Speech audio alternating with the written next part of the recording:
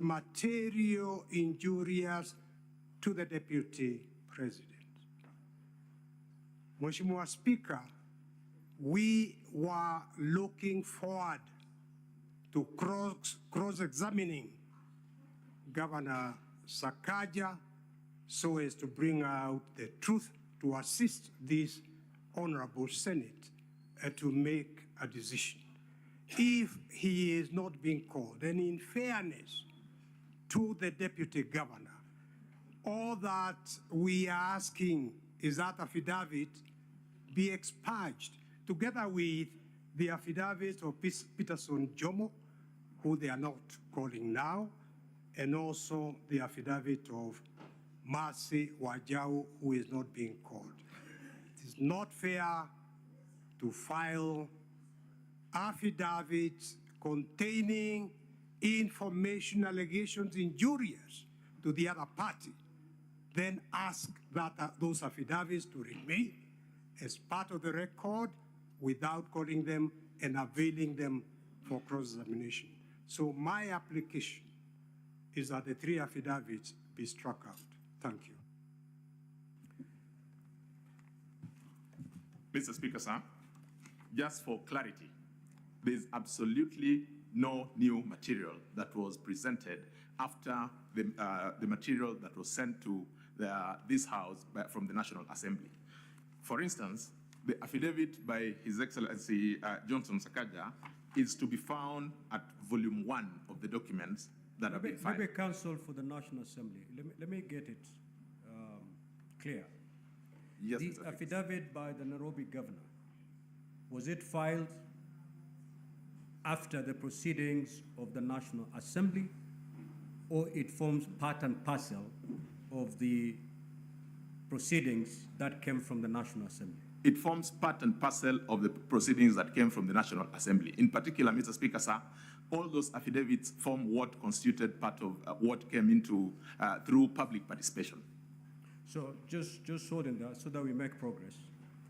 Senior counsel, you have indicated that the affidavit by the Honorable Governor for Nairobi did not form part of the documents that emanated from the National Assembly. Now, the position as held by the Council of the National Assembly is to the contrary. These are things we can settle now. Did it come with a bundle of documents from the National Assembly, or it was filed after the Senate was seized of those documents? Mheshimiwa Speaker, I have been corrected by my colleagues. The affidavits where the affidavit by Governor Johnson Sakaja was actually part of the public participation.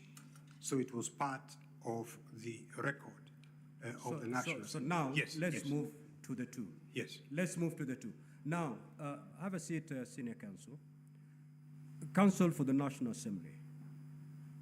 Yes, Mr. Speaker, sir. Yeah, respond to the 2 more affidavits, because the contention from the Council of the Deputy President is that they were filed after the record was received from the National Assembly by the Senate.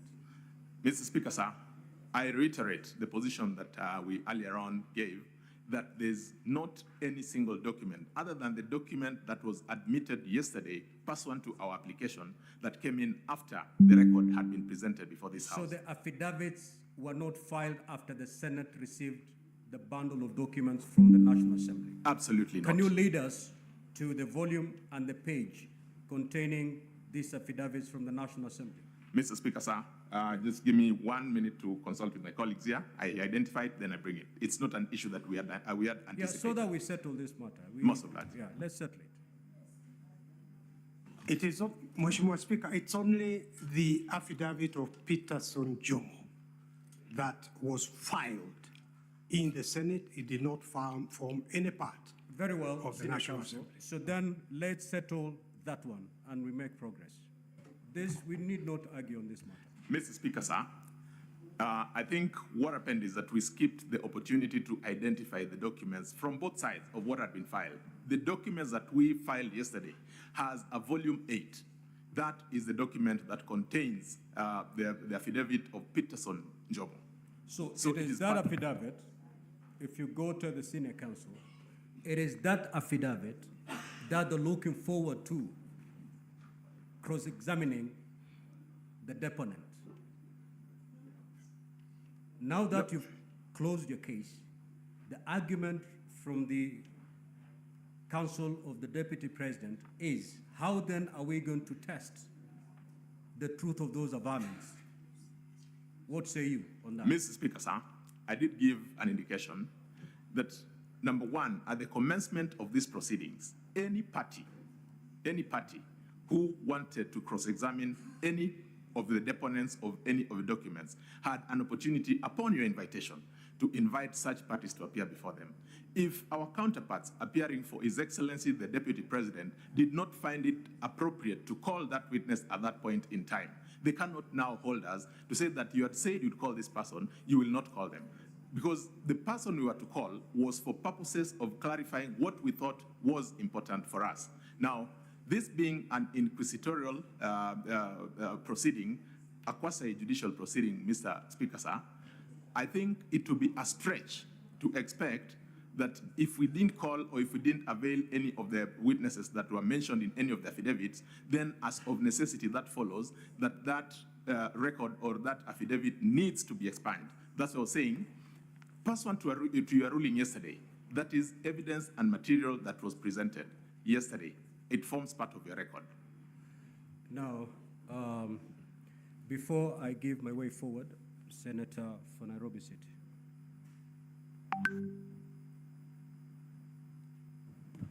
Honorable Speaker, the counsel that are appearing in this case are people that I hold in extremely high